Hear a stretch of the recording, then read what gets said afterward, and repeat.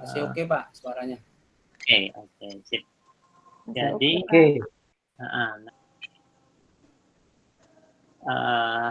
ini Sabtu 11-18 April, ini mestinya sudah ada tambahannya 25. Jadinya sebetulnya angkatan ketiga ini angkatan waiting list sebetulnya ya. Bagi kita sekalian lah. Nah, kita ini poinnya adalah tadi saya sudah sampaikan ya, kesetimbangan akan kita bahas sampai hal-hal yang mendasar. Nanti Bapak Ibu sekalian aja memilah mana yang layak untuk diajarkan ke siswa, mana yang sebetulnya tidak usah diajarkan ya, cuma untuk Bapak Ibu sekalian. Nah, kesetimbangan ini definisinya adalah suatu keadaan di mana tidak ada lagi perubahan besaran-besaran makroskopik di setiap bagian dari sistem. Yang dimaksud sebagai besaran makroskopik itu adalah ini tadi, ini besaran makroskopik semua ya.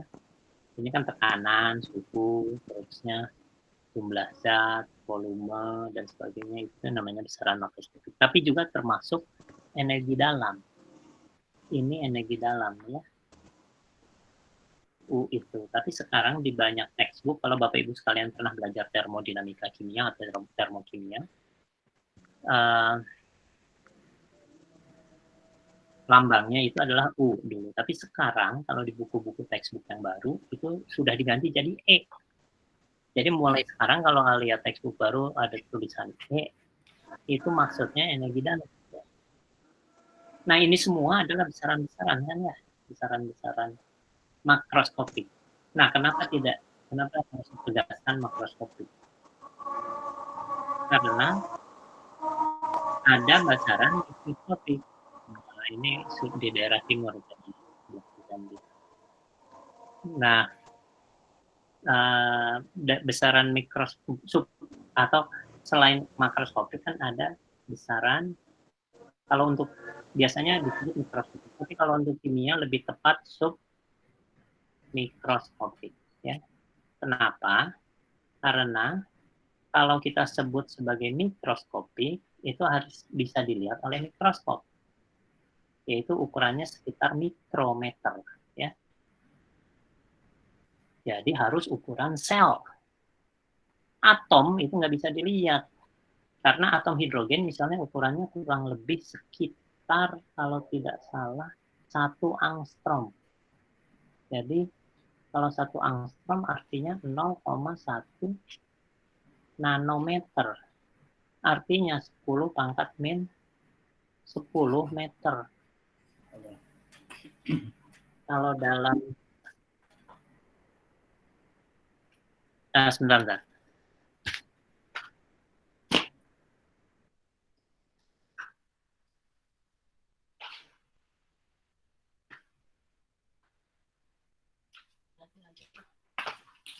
Oke, kita lanjutkan. Jadi disebutnya submikroskopik karena ini seperberapa mikron coba. Kalau mikron itu kan 10 pangkat min 6 ya. Ini artinya 1/10.000. Ukuran atom hidrogen itu 1/10.000 dari mikron. Makanya istilahnya harus ada sub ya. Submikroskopik. Nah, saya kembali lagi pada definisi. Kalau setimbang artinya P-nya harus tetap, misalnya 1 atmosfer, tidak naik, tidak turun. Suhunya harus tetap, misalnya 298 Kelvin, misalnya tidak naik, tidak turun. Nah, itu disebut setimbang. Jadi definisi setimbang sangat sederhana. Sangat sederhana, cuma asalkan besaran-besaran itu tidak berubah. Tapi ini masih boleh berubah. Jadi ini boleh berubah. Yang tidak boleh berubah adalah dalam keadaan setimbang ya, adalah yang makroskopik. Maksud saya begini, kalau di sini ada atom misalnya atau molekul oksigen misalnya O2, pada saat sekarang dia sedang bergerak ke sana dengan kecepatan 10 meter per detik misalnya ya. Tapi beberapa detik kemudian dia sudah pindah, ada molekul hidrogen yang lain datang ke situ dan bergeraknya ke sana. Gitu ya. Jadi artinya kecepatan oksigen di situ berubah-ubah terus. Kadang-kadang ke kanan atas, kadang-kadang ke kanan bawah, kadang-kadang ke kiri ke kiri dan sebagainya ya. Suatu saat lain nanti ke sini, jadi boleh berubah. Yang tidak boleh berubah adalah makroskopik ya. Nah, tapi ada syarat kedua, saya lupa. Syarat keduanya bukan hanya ini, tapi juga tidak boleh ada aliran neto. Apa yang maksudnya aliran neto? Nanti kita lihat dulu pada contoh ini. Jadi kalau kita misalnya punya besi, ini besi yang abu-abu ini ya, ini besi segini. Lalu yang sebelah kiri ditempelkan pada wadah dengan di dalamnya air mendidih. Sedangkan yang di sini es yang sedang mencair misalnya ya. Yang ini adalah air mendidih ya, yang merah itu. Ya. Sehingga di sini misalnya di besi ujung sini suhunya bisa diduga ya, tidak usah saya tanya. Ini 100 derajat Celcius. Yang ini Bapak Ibu siap-siap dengan sokeratifnya ya. Ini 0 derajat Celcius. Lalu misalnya ini dianggap ini titik A, lalu ini kita bagi dua ya. Kita bagi dua lagi, jadi bagi 4. Ini misalnya di sini titik B, ini di sini titik C, ini titik D, ini titik E misalnya. Ya. Pertanyaan saya, ini misalnya potongannya dibuat sama panjang ya. Coba pakai sokratif tadi, Bapak Ibu sekalian menulis pakai short answer ya, menulis di titik D bukan B ya, D ini maksudnya yang ini, suhunya berapa dalam pakai angka aja ditulis ya dalam derajat Celcius, ditulis. Ini saya yakin pasti jawab sebagian besar benar ya, hampir malah saya yakin semua benar ya. Nah, iya sudah bermunculan jawaban dari Bapak Ibu sekalian. Sudah benar di sini suhunya 25 derajat Celcius. Pasti di sini 50 derajat Celcius, di sini pasti 75 derajat Celcius, di sini 100 derajat Celcius. Gitu ya. Jadi, nah enak sekali kan kalau Bapak Ibu kalau misalnya dengan murid ada keuntungan ke-6, saya lupa disebut dari Sokratif. Keuntungan ke-6-nya apa? Tadi kan baru 5 keuntungan, apa 5 manfaat lah ya, atau 5 keunggulan, manfaat dan keunggulan. Nah yang ke-6 adalah, kalau kita mengajar di depan kelas, siswa zaman sekarang itu bisa saja tahu-tahu buka, tidak bisa menahan diri. Jadi yang namanya HP di kantong itu sudah seperti, kecuali kalau dilarang ya di sekolah Bapak Ibu sekalian, suka kayak HP di kantong itu seperti candu gitu ya, narkoba gitu kan. Jadi langsung kayaknya gatel kan gitu lah, langsung baca lah, jawab WA lah segala macam gitu kan ya. Tapi kalau Bapak Ibu sekalian strateginya bukan melarangnya untuk mengeluarkan HP, tapi justru suruh keluarkan gitu kan ya. Jalankan Sokratif. Jadi akhirnya dia malah jadi aktif dengan ini. Jadi keunggulan ke-6 itu adalah mengaktifkan siswa. Ya, mengaktifkan siswa di kelas. Nah, sekarang kita teruskan. Sekarang kalau selama air mendidih ini belum habis dan selama es itu belum semua mencair, kenapa esnya lama-lama makin banyak yang mencair? Bisa dijelaskan nggak? Coba ditulis ke sini. Apa namanya? Ke chatnya itu. Kira-kira kenapa kok es itu lama-lama mencair? Karena esnya terbalik tuh. Karena esnya apa? Menerima kalor. Iya, menyerap kalor kan ya. Dia menerima kalor. Menerima kalor dari mana? Dari lingkungan. Tapi bukan hanya dari lingkungan, justru lebih cepat dari sini. Betul ya? Besinya kan, karena besi selalu mengalirkan kalor dari sebelah kiri ke sebelah kanan. Jadi dia lama-lama mencair. Tapi satu hal yang harus dicatat adalah bahwa selama es itu belum mencair semua, suhunya masih 0. Selama air ini mendidih masih ada, maka suhunya masih tetap, besi yang ujung sini masih tetap 100 kan. di sini nih. Di sini masih tetap 0, sehingga ini tetap 25, ini tetap 50, ini tetap 75. Akhirnya memenuhi definisi ini. Kesetimbangan. Karena tidak ada syarat harus seragam suhunya ya. Bisa saja suhunya beda-beda, tapi di setiap bagian dia tidak berubah, itu yang penting. Jadi ini memenuhi syarat ini. Tapi saya ingin tegaskan di sini, ini bukan kesetimbangan. Kenapa? Karena dia hanya memenuhi syarat yang pertama, tidak memenuhi syarat kedua, karena syarat kedua itu ada, bukan tidak ada, tapi ada aliran itu. Ada aliran dari kiri ke kanan, gitu kan ya. Yang tidak ada aliran itu, kalau ke kiri kanan ada, ke kanan kiri ada, dan sama cepat, misalnya itu, artinya tidak ada aliran neto. Ya. Tapi kalau ke kanan segini, kecepatannya ke kiri lebih sedikit, bisa gabung di Socrates ya Pak? Kenapa? Kok belum bisa gabung di Socratesnya ya? Nggak bisa masuk. Oh, aneh ya. Ibu tempat di mana, Bu? Tempat di kota apa? Halo? Ini keluar kayaknya ya? Ya udah, nanti. Bangkalan, Pak. Apa? Di mana? Bangkalan. Nggak kedengeran? Madura. Oh, Bangkalan. Iya. Madura. Oh. Mestinya di sana masih oke mestinya ya. Sokratif mungkin juga, tapi apa sebabnya saya nggak ngerti juga itu.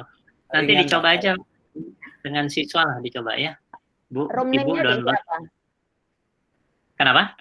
Room name-nya di siapa? Oh enggak, kalau Bapak Ibu sebagai teacher, sebagai Sokratif teacher, nanti langsung roomnya itu diberi oleh si Sokratifnya. Langsung kita punya hak satu room. Nah itu bedanya juga dengan yang berbayar dengan yang tidak. Ya nanti ada roomnya nanti di Sokratif teachernya. Ya, nanti tinggal dikasih tahuan ke muridnya. Gitu. Nah, ada bedanya lagi antara yang gratis dengan yang berbayar. Kalau yang gratis cuma satu room aja. Dan roomnya boleh diubah nama. Saya ubah namanya menjadi AGKI 3 gitu ya. Sebetulnya bisa diubah-ubah namanya, tapi cuma satu. Kalau yang itu bisa dibuat banyak. Nanti room ini untuk kelas kuliah atau pelajaran apa. Nanti room yang ini untuk pelajaran apa. Jadi kita bisa punya banyak room. Kalau yang komersial. Tapi saya masih puas dengan yang gratis. Jadi selama puas yang nggak gratis, yang nggak usah bayar kan. Yang ada puas udah gratis. Iya. Nah, sekarang perhatikan, jadi yang ini kalau dalam kotak ini setimbang. Kenapa? Karena tidak ada aliran kemana-mana. Aliran neto nggak ada.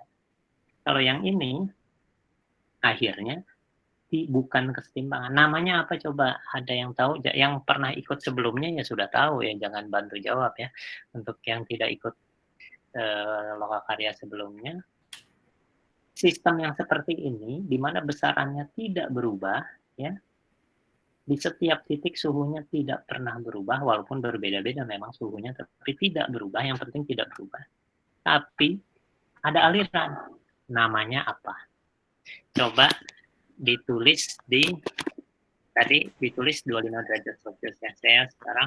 Saya minta Bapak Ibu sekalian menuliskannya di short answer di Sokratif lagi. Sebentar, saya siapkan dulu ya, belum siap. Bentar, ya. Mestinya sudah keluar. Coba ditulis namanya apa itu? Jadi saya ulangi pertanyaan, seperti kesetimbangan, yaitu besarannya tetap tidak berubah, tapi ada aliran.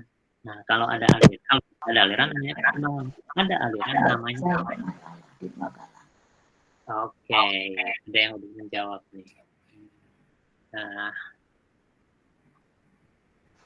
tadi saya jawab gratisnya. Kalau di laptop bukanya Sokrates di mana?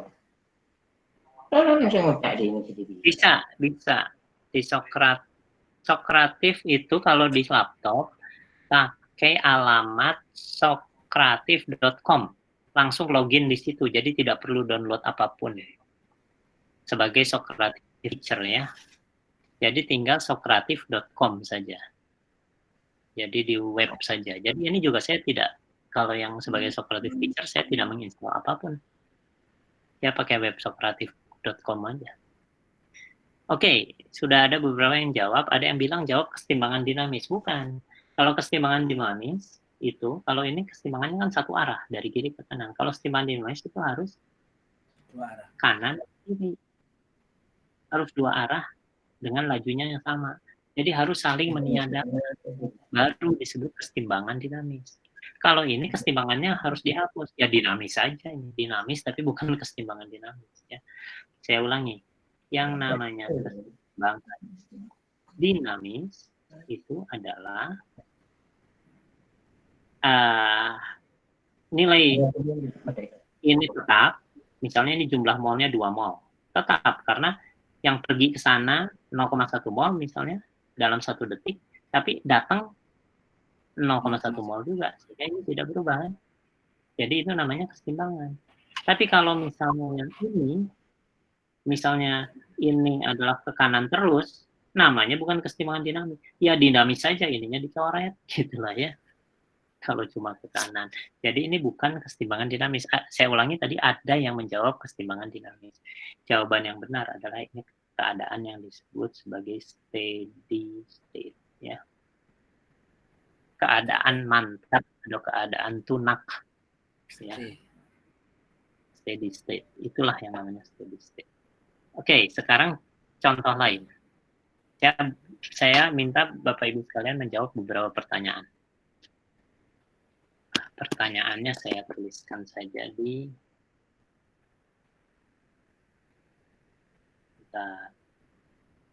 di sini aja lah, nggak apa-apa, coret-coret lah. Soal 1.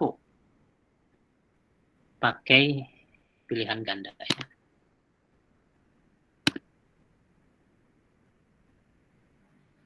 Kalau kita punya Di Sokratif tadi langsung join Pak ya? Apa langsung?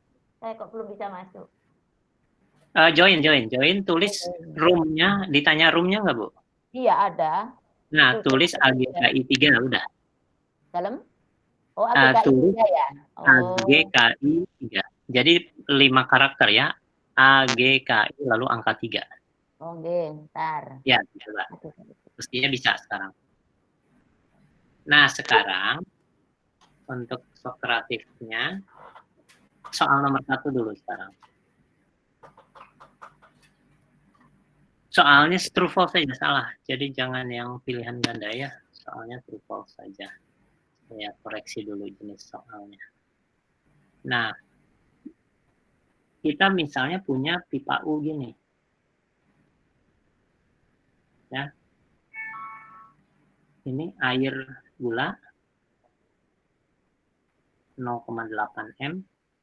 Yang sebelah kiri air gula juga 0,2 M.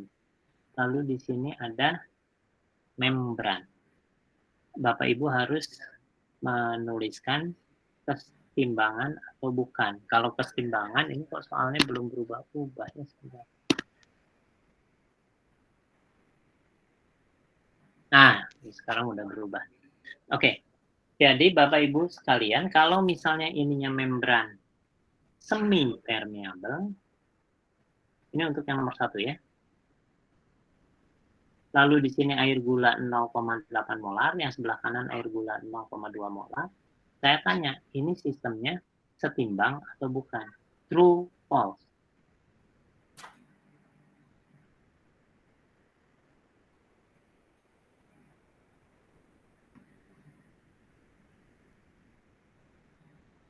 True atau false? Ya, sebagian besar sudah menjawab dengan benar. Bagian besar guru. Loading. Loadingnya. Itu aja. Oh enggak, kalau sudah menjawab pasti memang akan nunggu. Artinya sudah berhasil itu kalau sudah menjawab. Sudah tekan true atau false. Tadi ngaruh ya Pak, membran semi permeable apa bukannya ke kesetimbangan apa bukannya? Kesetimbangan atau bukan? Kalau membran semi permeable kayaknya bukan. Ya, jika membrannya semi maka sistem ini sistem yang setimbang Bukan atau kesetimbangan. Kesetimbangan. Nah, Bukan kesetimbangan. kita lihat lewat dulu aja. Atau kalau yang tidak bisa lewat Sokratif, jawabnya di chat ya. Iya, jelas.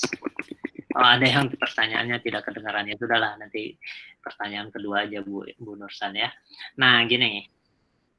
Jelas dia bukan kesetimbangan. Ini ternyata jawabannya 36% dengan 64%. Jadi 64% menjawab bukan kesetimbangan. Itu yang benar. Yang menjawab bahwa itu kesetimbangan ya keliru. Kenapa? Coba, apakah 0,8 molar ini tetap? Atau naik atau turun? Turun. Nggak usah saya tanya pakai turun kan, karena yang ini naik, yang ini akan naik kan, gitu kan? Jadi tidak akan tetap dia, karena tidak tetap tidak memenuhi syarat kesetimbangan, karena syarat kesetimbangan harus tetap. Nomor 2, sekarang saya ganti ini membrannya jadi semi, jadi permeable. Ya, seminya saya coret. Saya ulang pertanyaannya, di kirinya tetap 0,8 molar, di kanannya tetap 0,2 molar. Kesetimbangan atau bukan? Bentar, ya silahkan dijawab. Mestinya gampang juga. Kesetimbangan atau bukan? Kesetimbangan. Kalau Bukan. sekarang mungkin Kesetimbangan. bisa mungkin Kesetimbangan. kesetimbangan.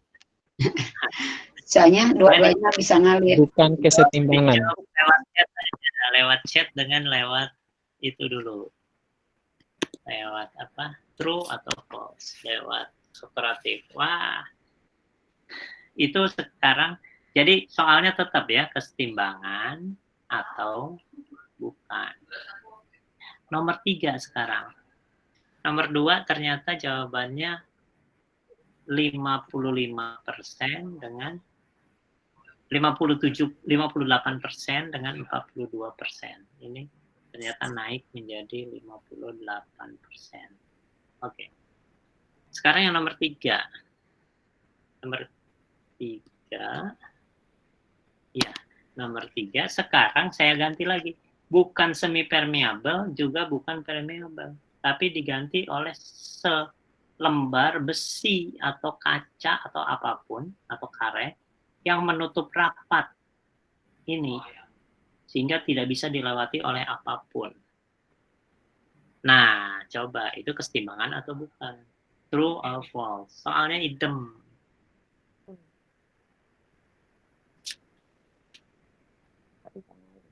Jadi ini prinsip dasar dari apa itu kesetimbangan ya. Kesetimbangan atau bukan?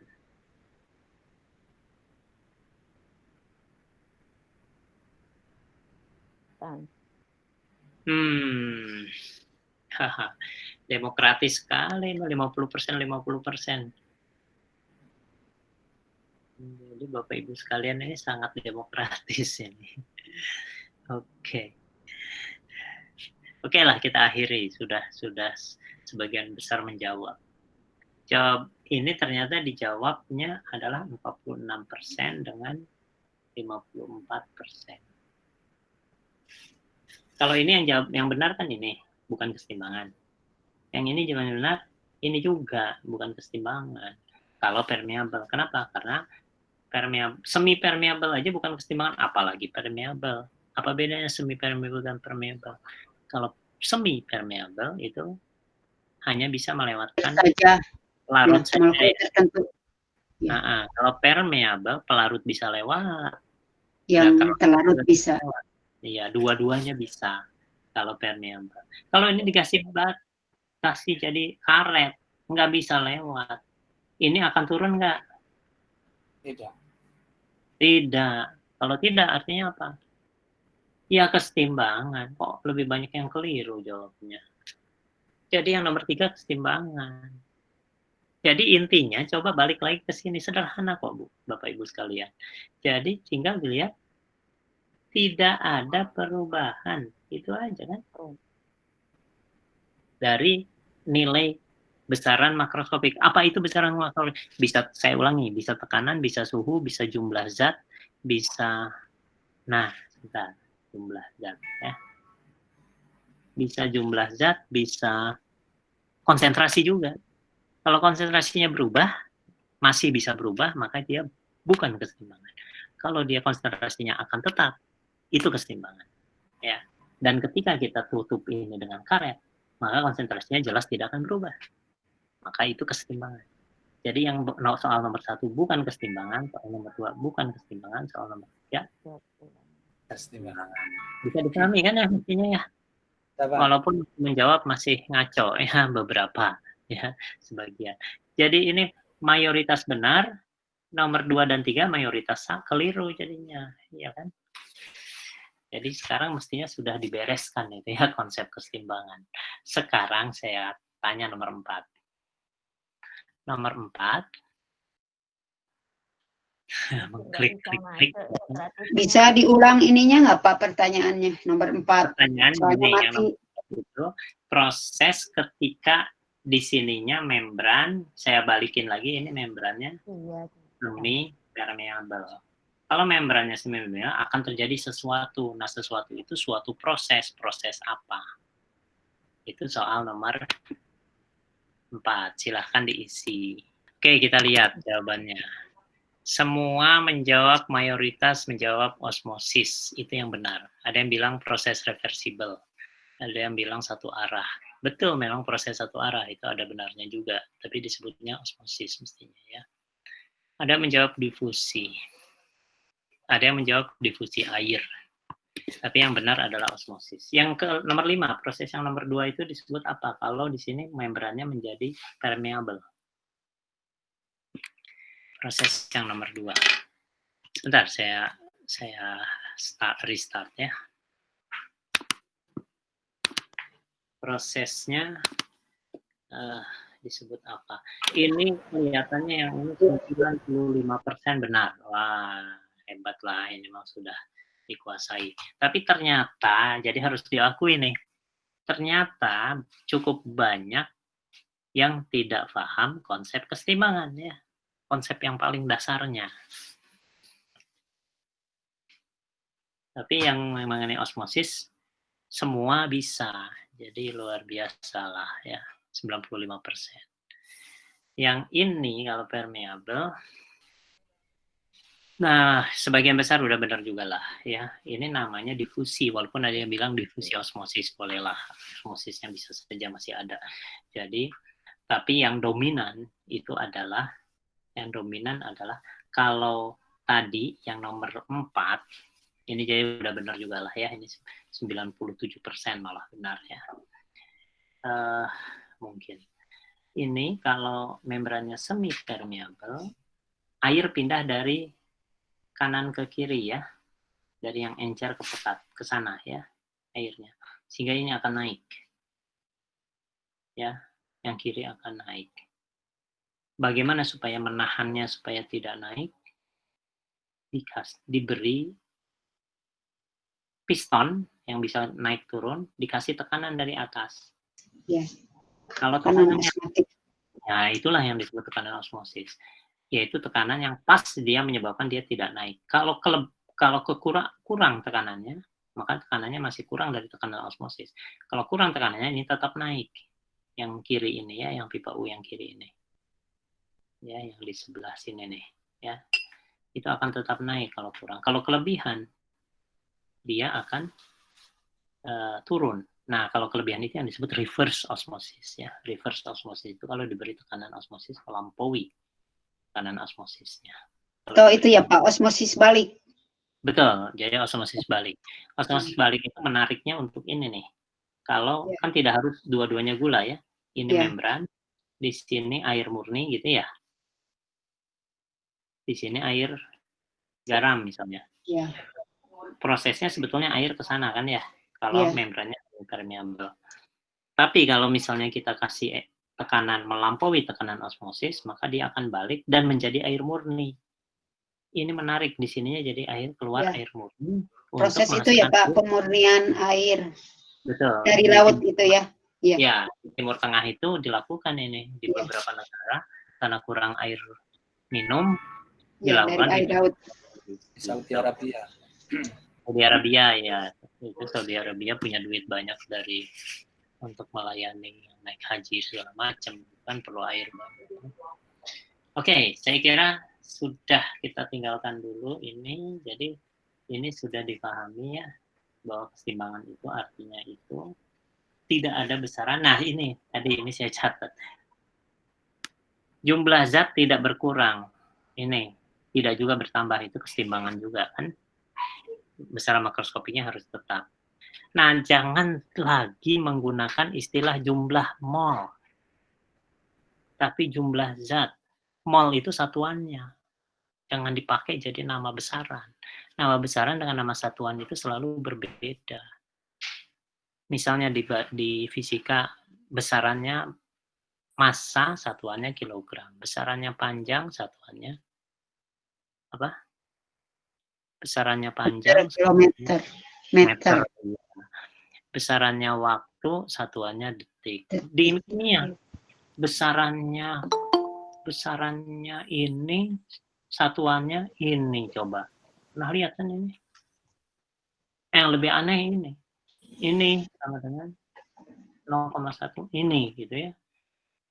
Banyak saya lihat ya, GH2O sama dengan 100 G katanya. Kok besaran dengan satuan?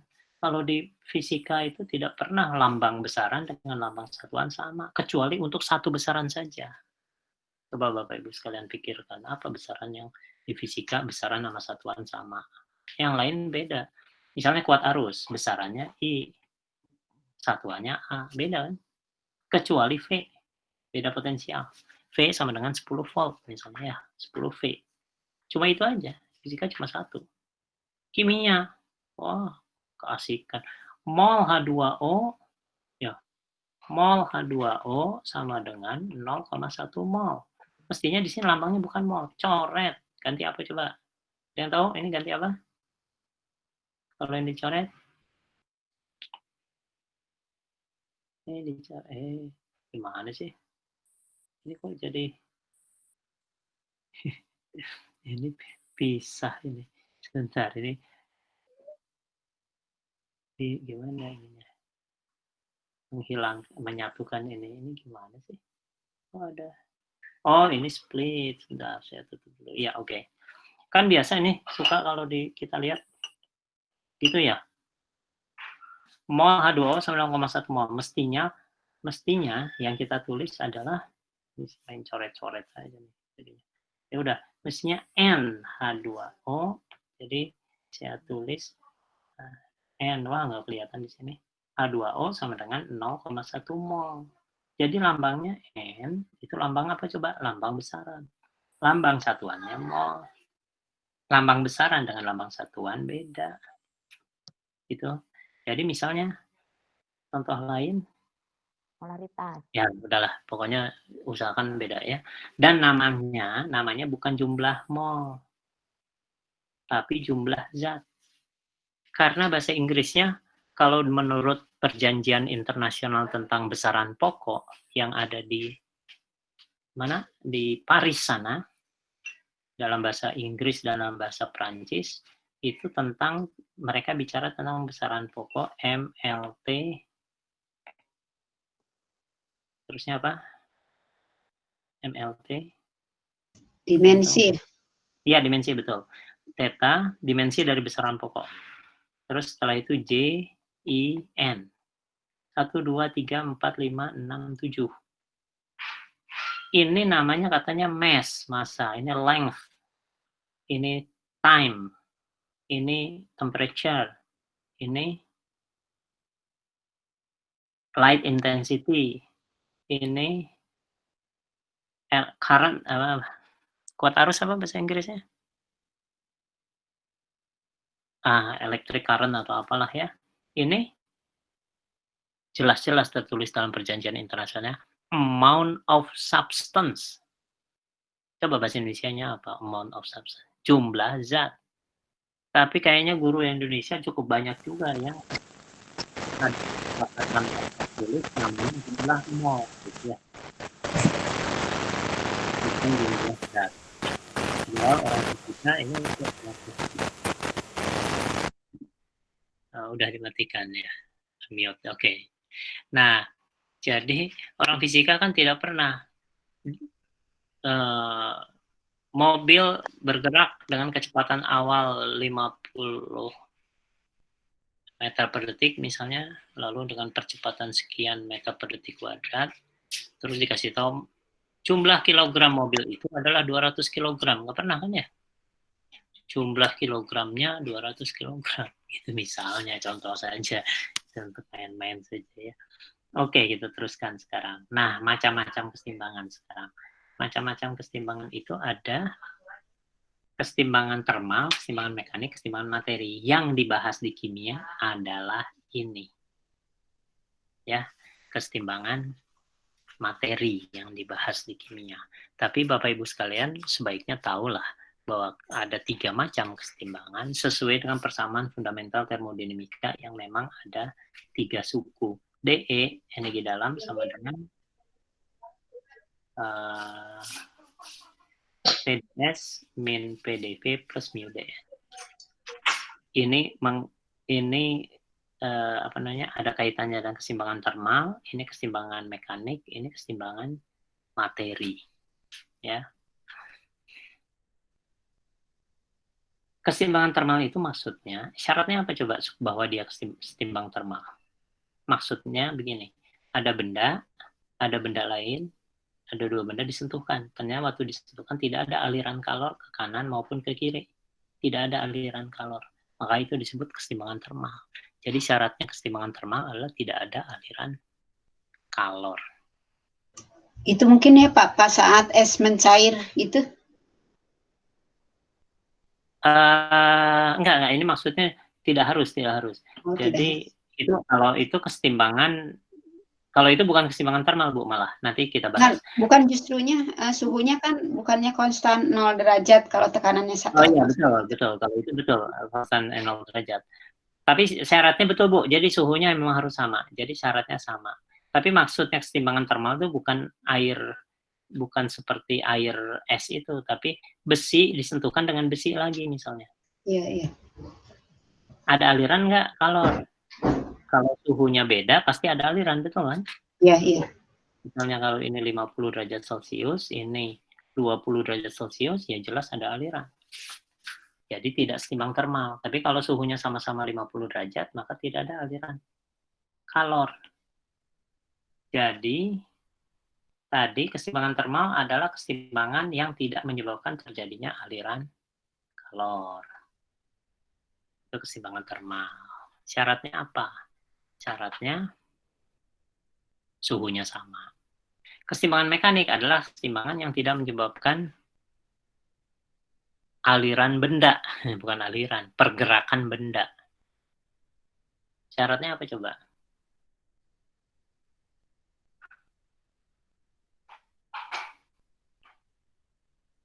Antara lain gayanya.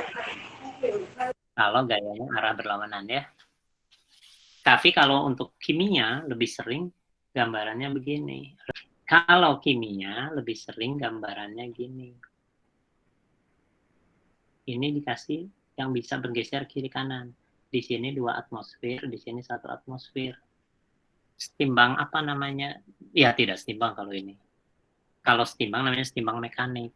Tapi ini tidak setimbang. Dia akan bergerak ke sana kan? Sampai suatu saat misalnya dia pindah ke sini, di sini menjadi 1,7 atmosfer, misalnya yang ini juga naik menjadi 1,7 atmosfer. Sama tekanannya. Kalau sama tekanannya disebutnya setimbang mekanik, karena ini nggak gerak lagi. Gitu ya. Jadi bisa juga P-nya sama, selain F-nya sama.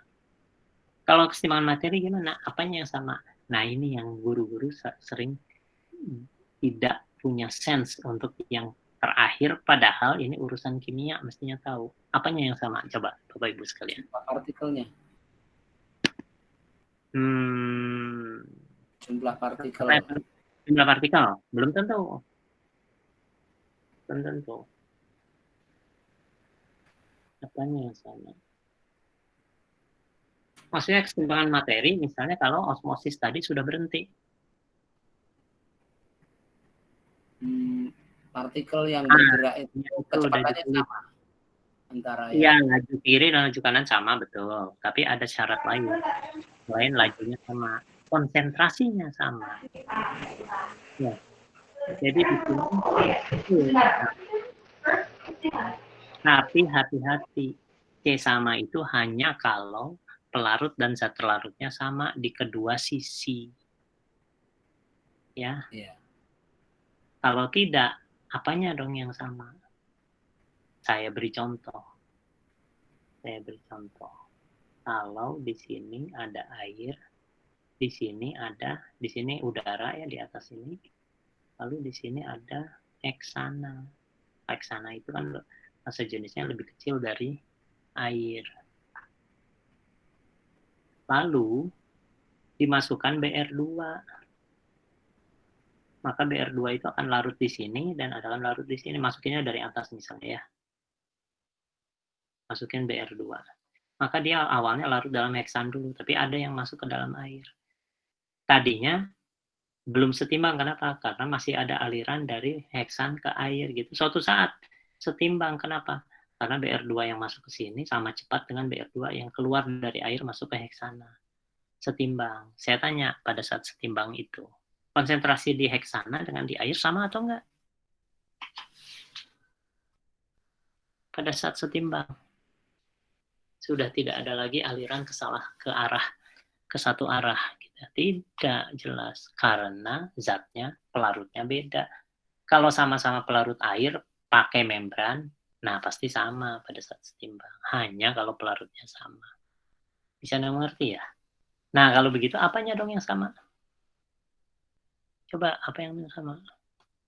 Ini nih hampir semua guru tidak punya sense ini, padahal walaupun kalau tidak ada di silabus jangan diajarin, memang tidak ada di silabus. Ini apa tuh namanya?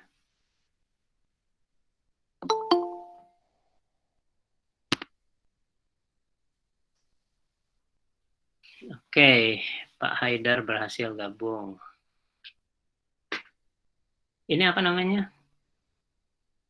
Coba dituliskan.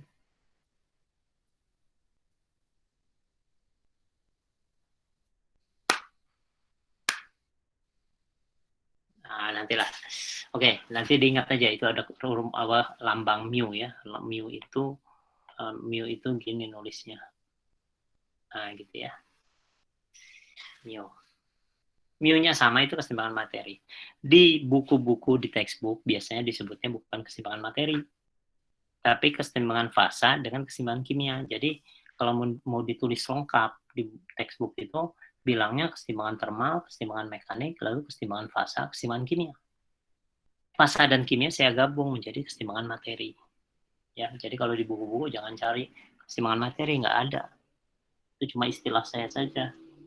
Di buku itu adanya adalah sekali lagi keseimbangan fasa dan keseimbangan kimia. Oke, selain itu, jadi ada 3 macam ya. Ini harus ingat 3 macam, keseimbangan termal, mekanik, dan materi. Yang penting untuk kimia sebetulnya memang yang materi saja, tapi harus tahu konsep ini sebetulnya. Nah, ada juga keseimbangan stabil, misalnya bakso di dalam mangkok bakso. Ini stabil, kenapa? Karena dikasih pindahin ke sana, balik lagi, pindahin ke sini, balik lagi. Disebut keseimbangan stabil. Keseimbangan labil gini, bagai telur di ujung tanduk. Bisa saja diam dia. Diam, artinya setimbang kalau diam kan. Tapi dikasih pergeseran 0,1 mm aja ke kanan, jatuh ke kanan. Ya. Dikasih 0,1 mm ke kiri, jatuh juga ke kiri. Artinya dia labil. Jadi apa beda? Bagaimana menjelaskannya? Stabil itu dikasih gangguan kecil, dia condong balik ke keadaan semula. Kalau netral dikasih, yang netral belum dibahas. Netral itu normal ya, normal. Normal itu begini ya. Dikasih gangguan sedikit, dia akan pindah ke keadaan setimbang yang baru tanpa balik lagi. Ya. Maaf, tadi kesetimbangan materi itu yang tetap tuh apa, yang konstan tuh? Saya tadi ada ganggu. Mu. Namanya belum saya sebut, Bu. Pokoknya lambangnya mu. Karena namanya belum ada yang bisa menyebut tuh, nanti aja belakangan, ya. Ya, makasih. Nah, sekarang gini, kita satu-satu agak dalam ini. Ini lagi-lagi tidak dibahas di SMA, jangan diajarkan ke siswa ya. Jadi ini betul-betul spesial untuk Bapak Ibu guru saja. Dan bukan juga pelajaran kimia fisik di perguruan tinggi karena tidak terlalu didalami juga. Padahal ini malah kalau di perguruan tinggi yang rumit-rumit, delta U, delta G, delta S, apa entropi, apa dan sebagainya lah ya. Yang basicnya ini dianggap sudah tahu, padahal belum tahu gitu kan. Oke. Nah, kesetimbangan termal. Kesetimbangan termal itu adalah yang tadi sudah saya jelaskan, gampang ya. Kalau ini belum setimbang termal. Kenapa? Karena masih ada aliran kalor. Ini sudah setimbang termal. Kenapa? Karena ada aliran kalor ke sana, tapi ke sini ada juga. Kalau ini disentuhkan, ya, dua arah, tapi arah dengan laju yang sama ya.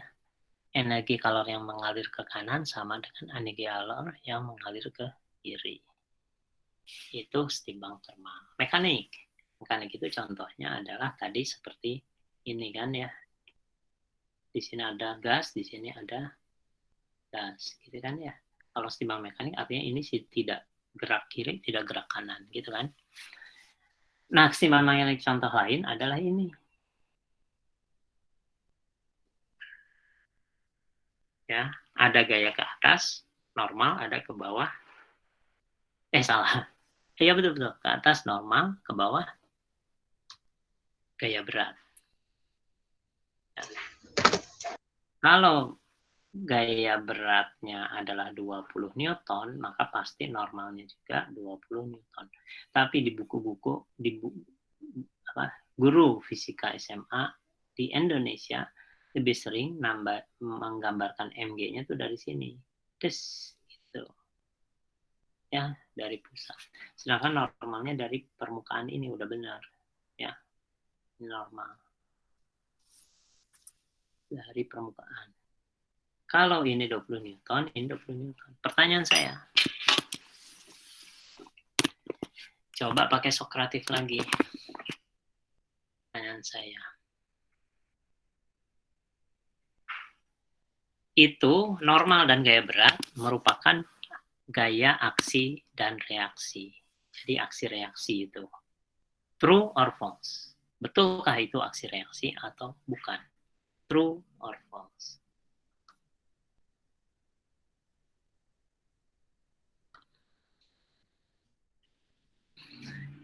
Saya kumpulkan soalnya di sini. Munculnya ya, lelet.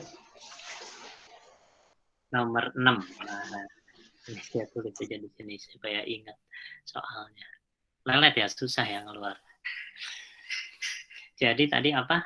Normal dengan Gaya berat. G. Ini aksi, gaya aksi reaksi atau bukan? Yang menjawab true sejauh ini 70%. Yang menjawab false 30%.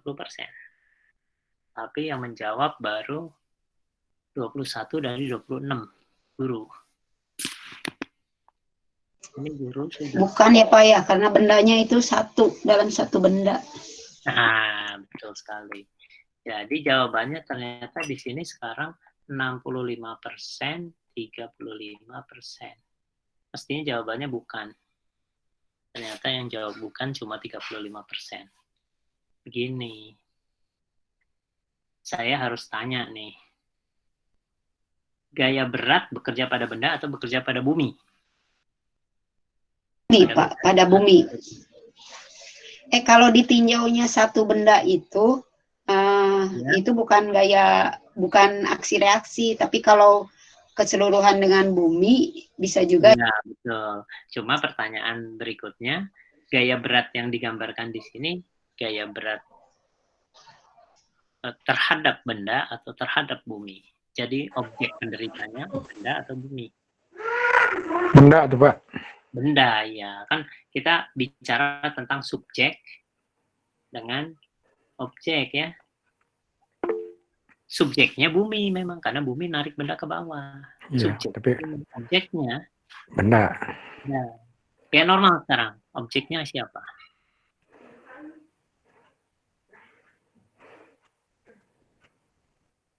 Kayak normal. Objeknya siapa?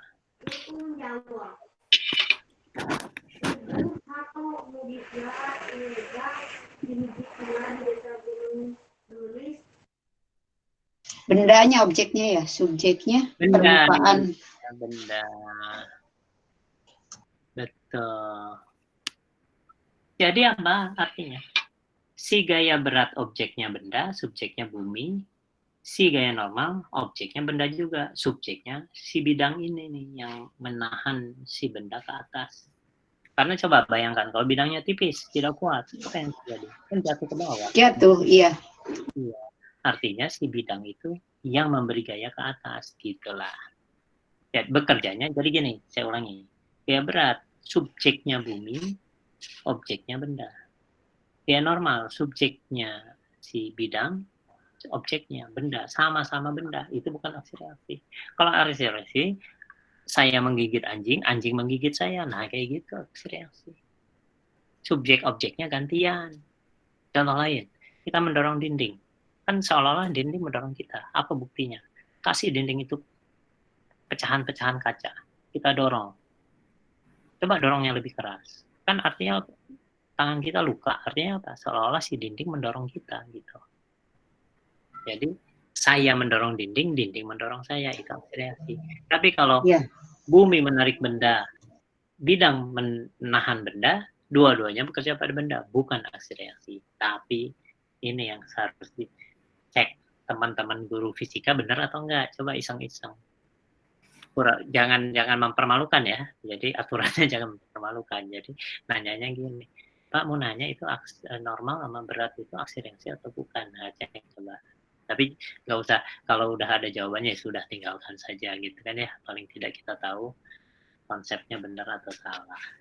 Kalau aksi reaksi gimana? Begini, ini benda misalnya 2 kg, anggap ininya 20 Newton.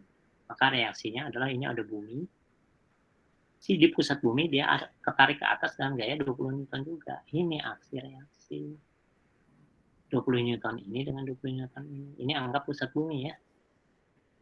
Jadi si pusat bumi ketarik ke atas, si benda ketarik ke bawah. Dua-duanya saling tarik-menarik. Itu baru aksi reaksi. Nilainya sama. Kenapa nilainya sama? Kok benda yang bergerak? Ya karena ini lebih lembang.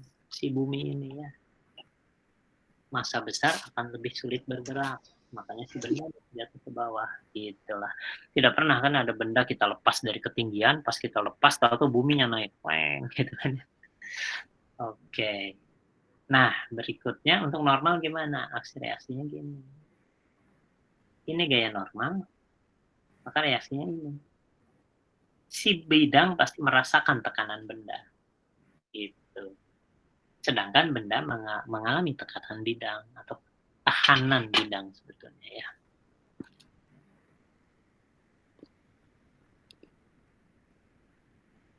Nah, selanjutnya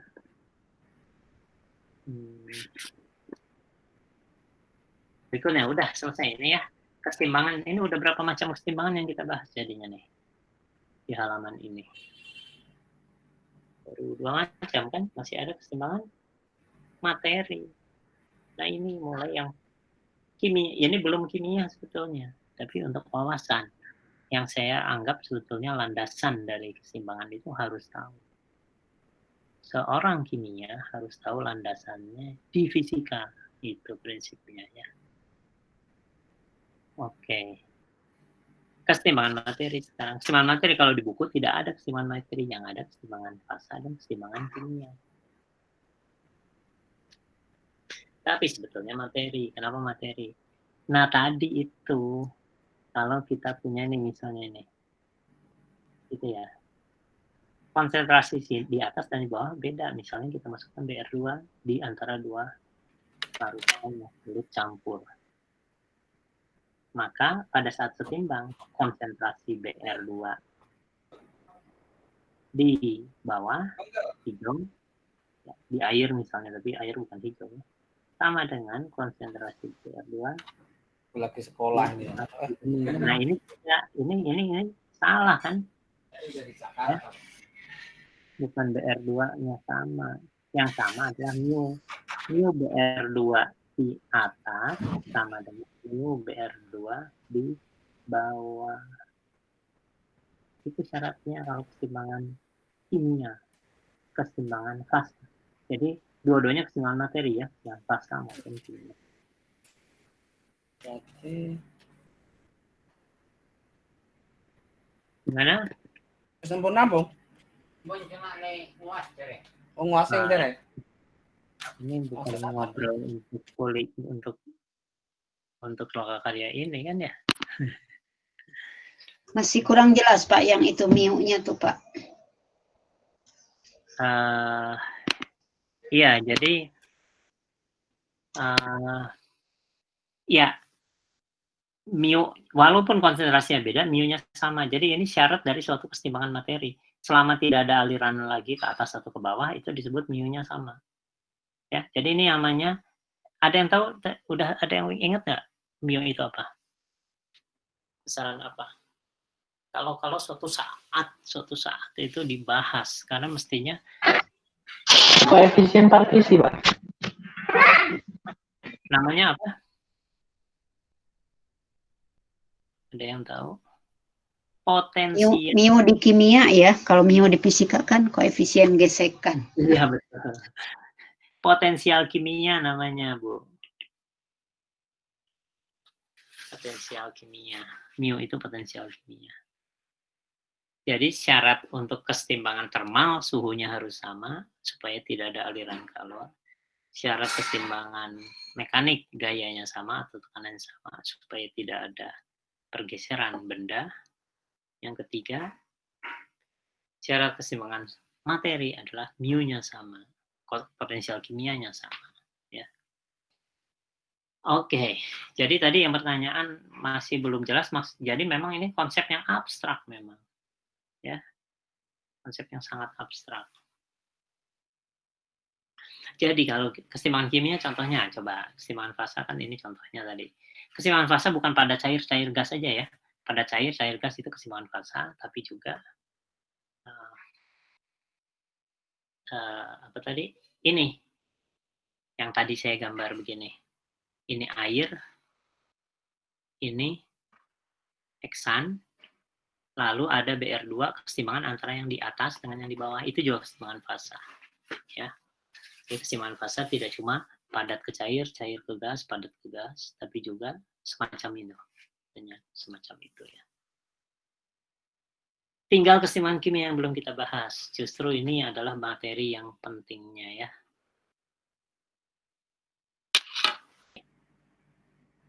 Kita teruskan. Sekarang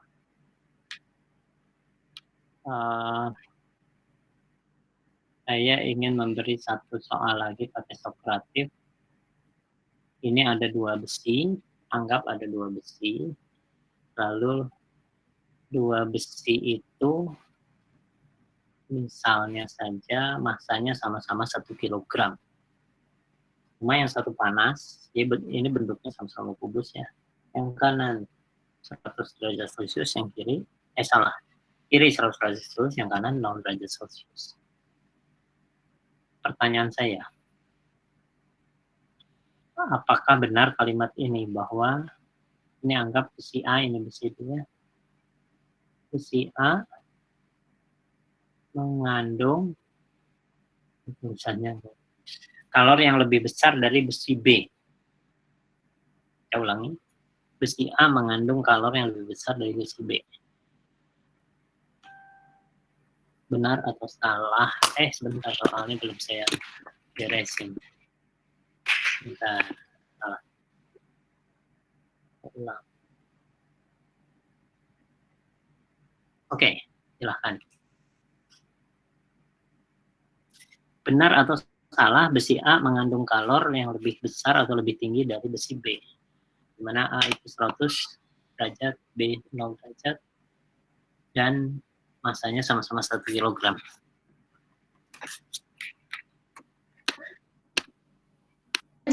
Kalau kalor itu kan aliran energi yang ngalirnya ya Pak ya. Bapak pertanyaan bukan energi ya, kalornya. Kalor yang dikandung oleh A lebih besar dari kalor yang dikandung B. Itu jawabannya benar atau salah? Kalimat semacam itu benar atau salah? Iya, makasih Pak. Oke, jawabannya adalah mestinya, ini kalau kita lihat di sini, true-nya 60+1%, false-nya 39%. Mestinya false. Saya salah saya jawabnya. Ya, artinya lebih banyak guru yang menjawab keliru, ya, Ya. dengan menjawab T. 61% keliru. Artinya apa? Artinya memang hal-hal fundamental kadang-kadang terlewat.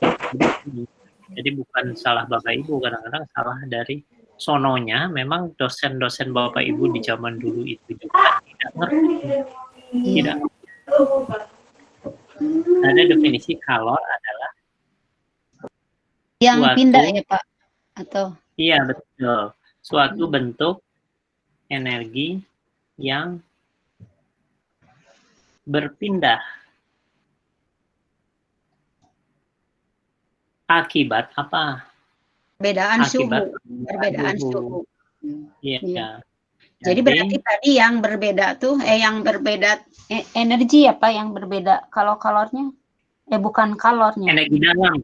Energi Ya, dalam. energi dalamnya. Iya. Ya, jadi yang berbeda itu adalah energi dalamnya. Bukan kalornya. Karena kalor bukan konsep untuk sesuatu yang tersimpan. Iya. Tapi untuk sesuatu yang Bergerak, pindah. mengalir. Pindah. Yang mengalir. Iya. Jadi kalau yang oke. Jadi berpindahnya harus garis bawahi. Karena itulah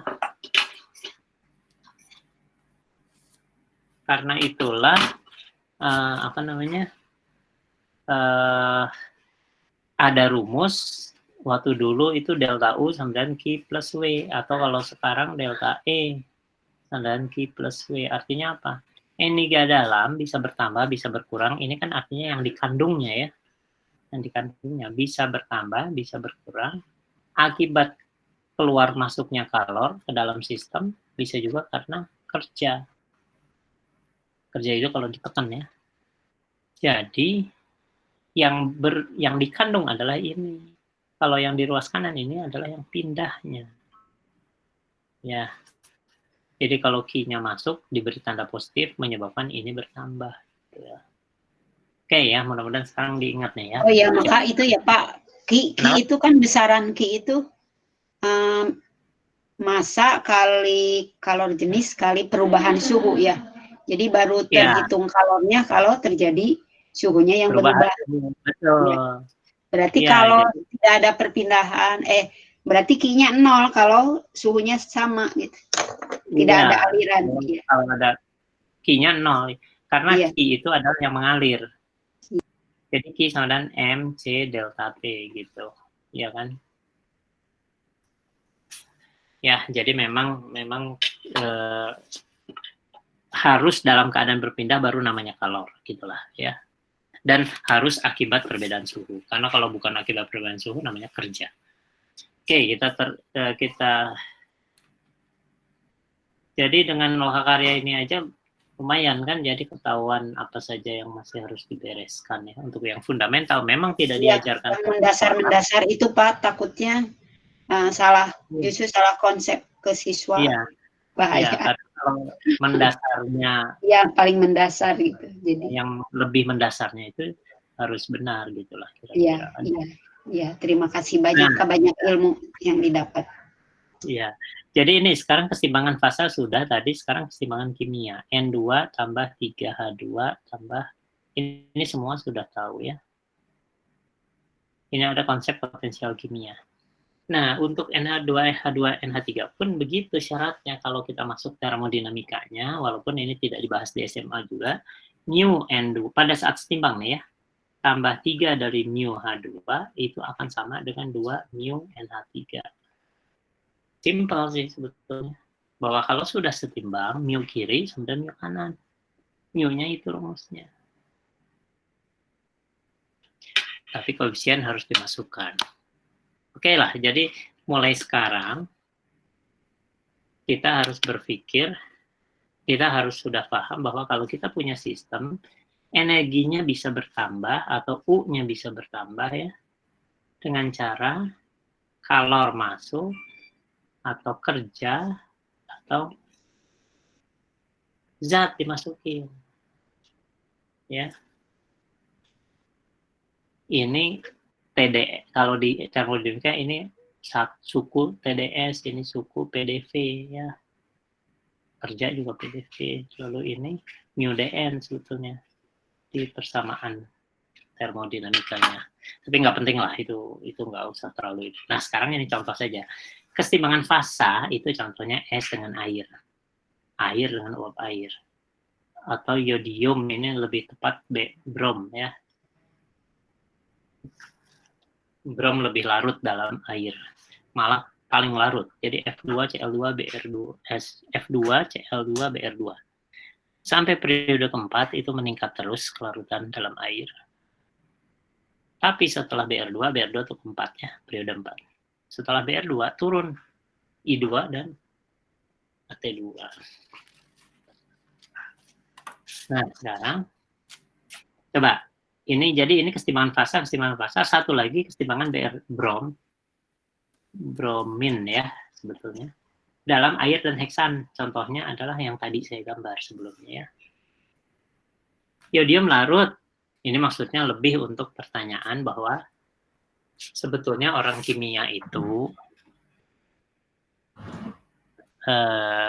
coba gini lah, saya beri contoh. AgCl kalau sebelum dimasukkan air segelas secangkir misalnya, itu ukurannya semeter kubik, 1 cm per kubik misalnya.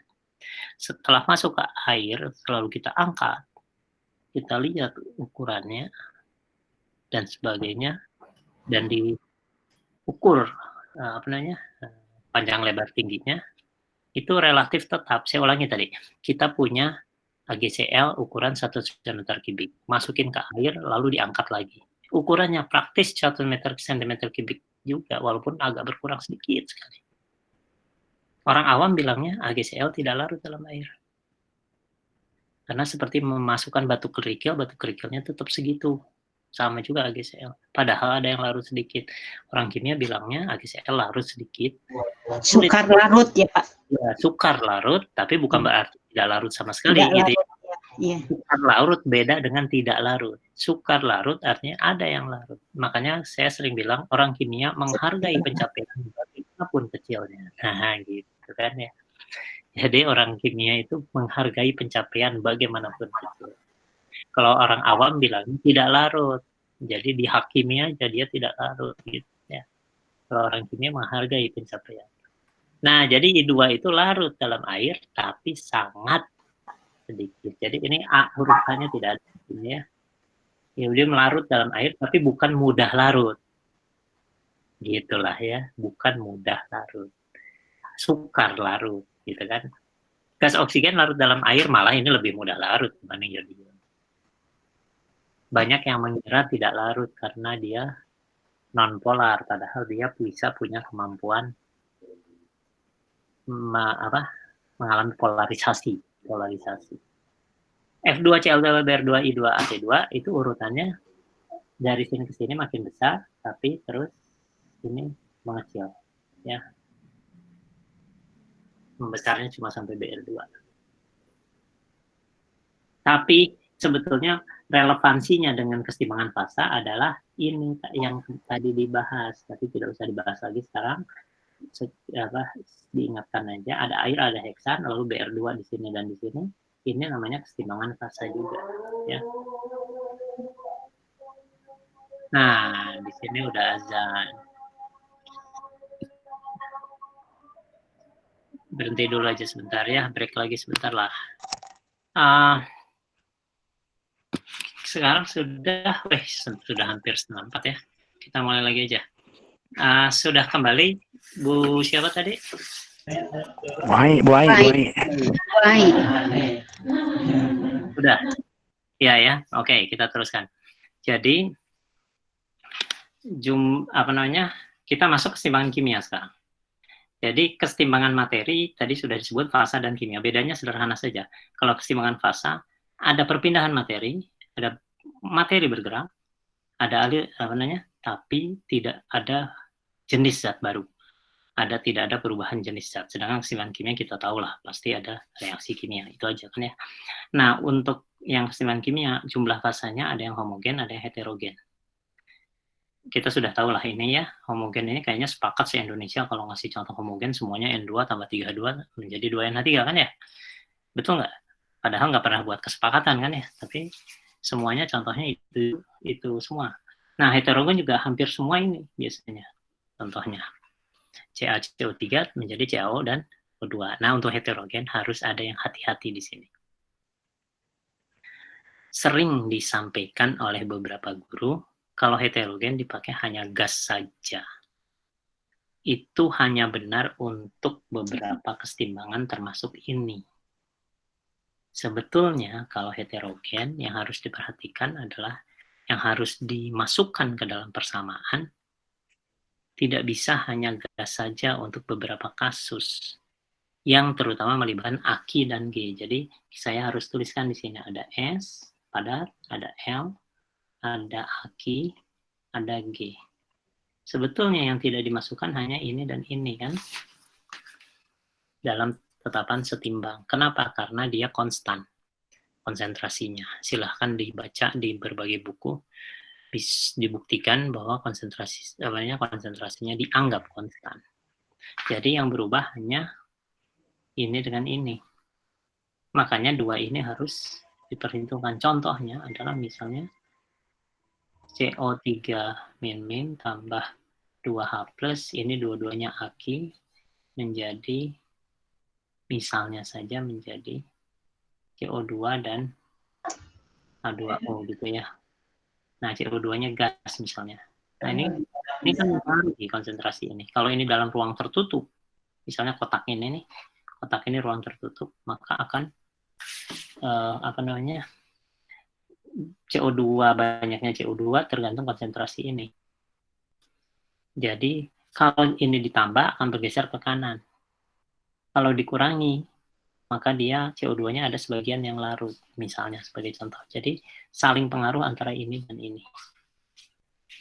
Ya, jadi makanya kalau misalnya kita punya contoh CO2 gas menjadi CO2 Aki misalnya, ini proses di atas permukaan Coca-Cola, permukaan cairan Coca-Cola dimasukkan CO2, diberi tekanan tinggi lalu cepat-cepat ditutup, itulah jadi beverages ya, jadi larut.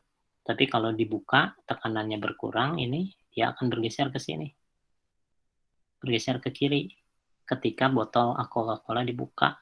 Kenapa? Karena yang gasnya tekanannya tadinya tinggi menjadi turun gitu ya, bergeser ke kiri. Nah, ini saling pengaruh kan, G dengan Aki-nya, sehingga ada tetapan setimbang yang sama dengan konsentrasi CO2 yang Aki itu dibagi konsentrasi CO2 yang G kalau kita ingin pakai KC gitu ya.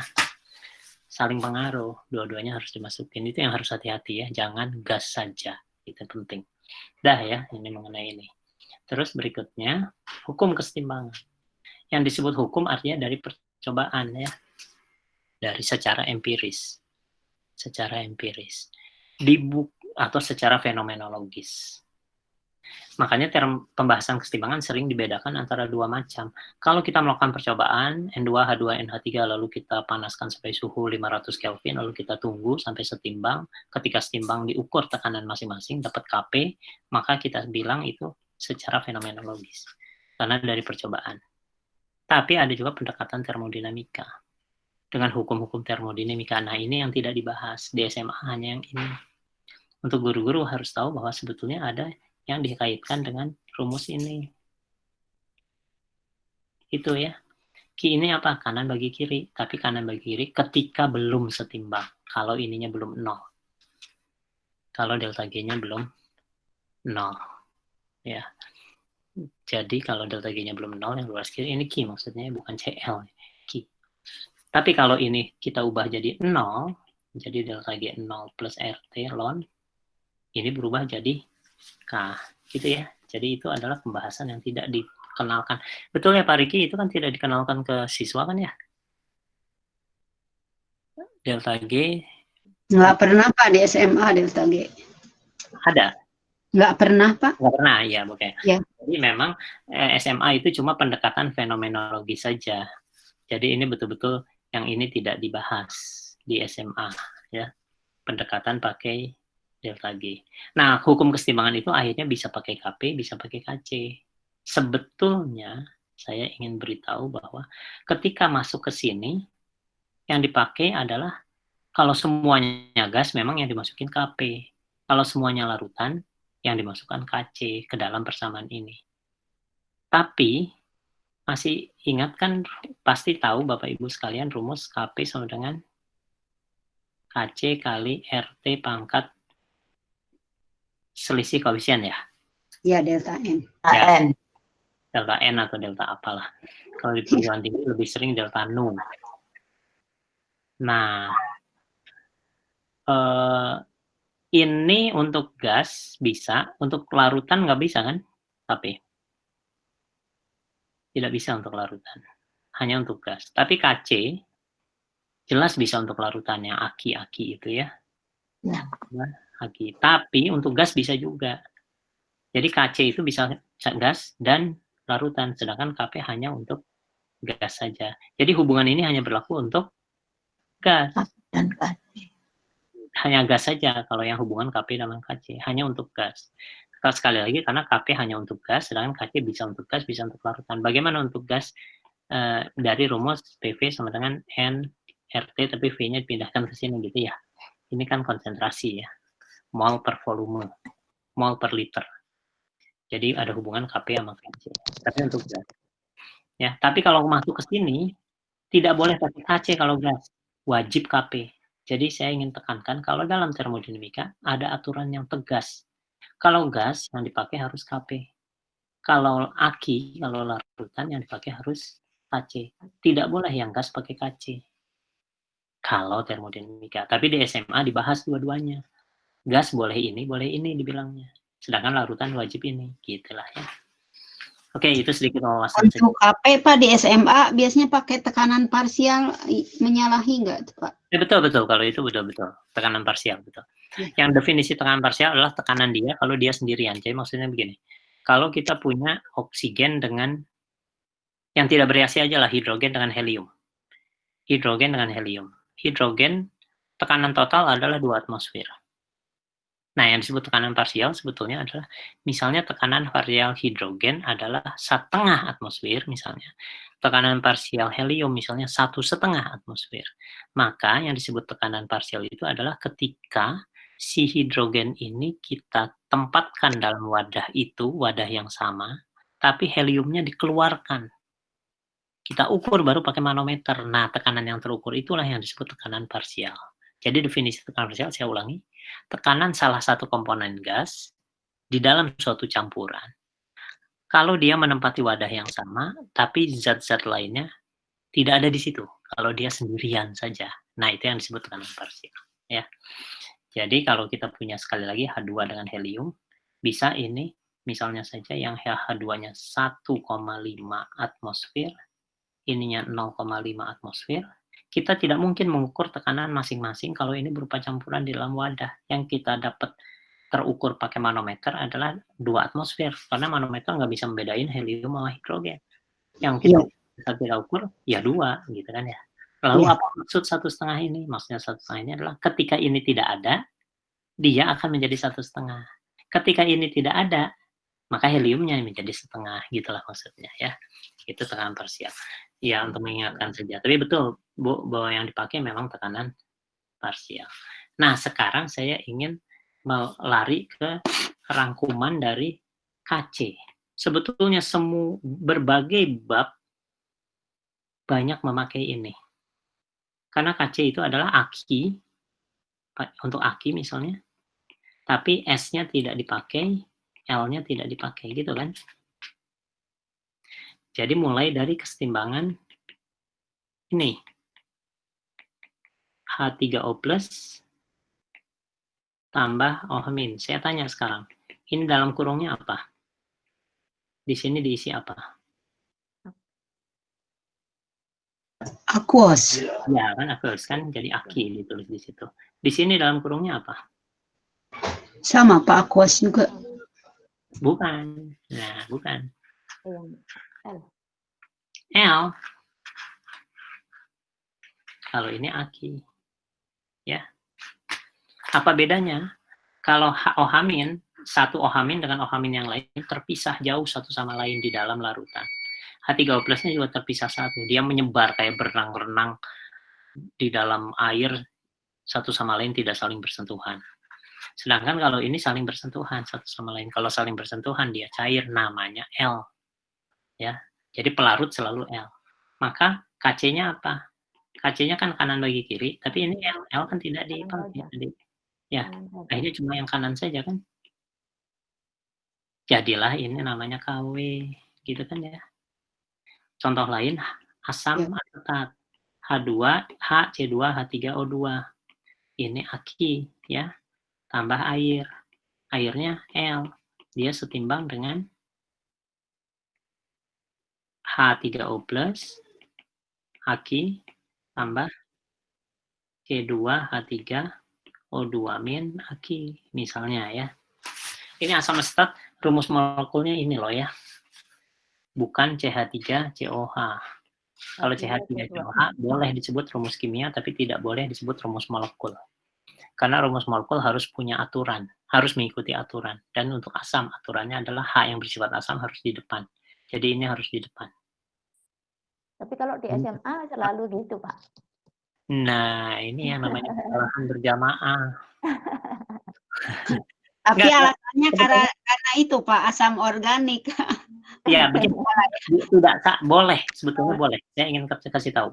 Kalau penulisan begini, ini kan sebetulnya H, C-nya 2, H-nya 3, O-nya 2 ya. Sudah betul kan maksudnya itu. Menuliskannya begini, misalnya begini, lebih mudah untuk ionisasi.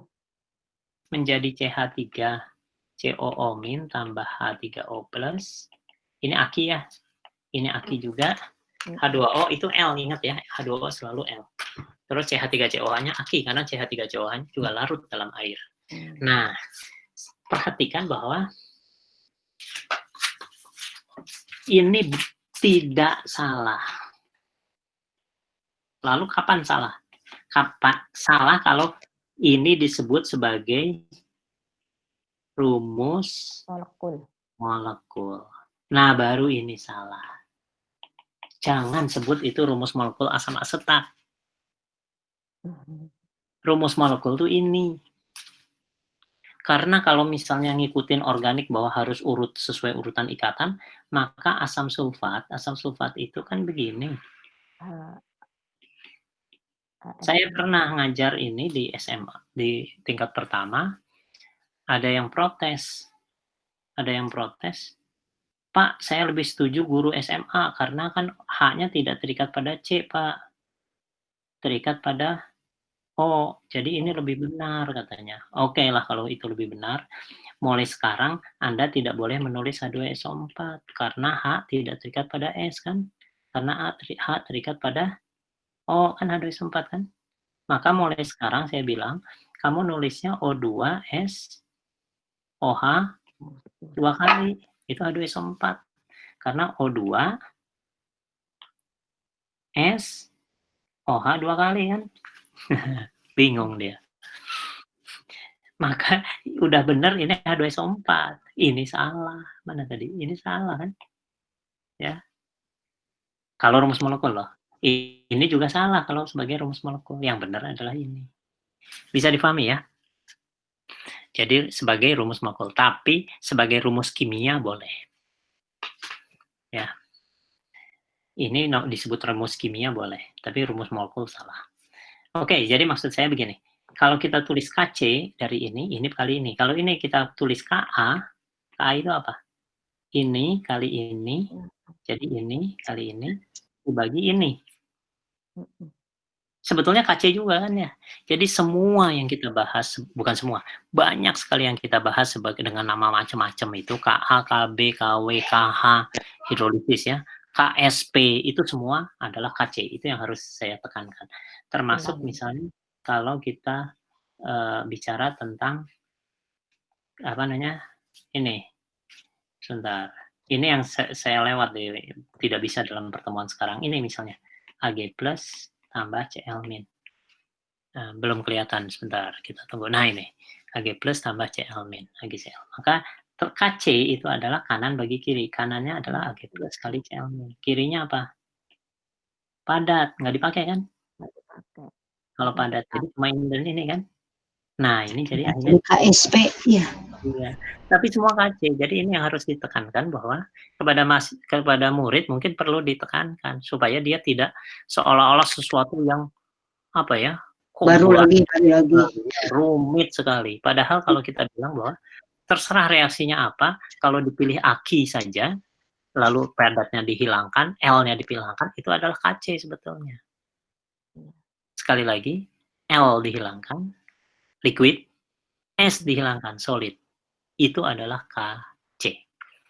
Ya, cuma akhirnya diberi nama beda-beda sesuai dengan zat yang sedang dibahas. Kesetimbangan kelarutan atau asam basa atau apa, akhirnya namanya beda-beda. Ada sekali lagi kalau kita ulang coba KW, KA, KB, KH, KSP.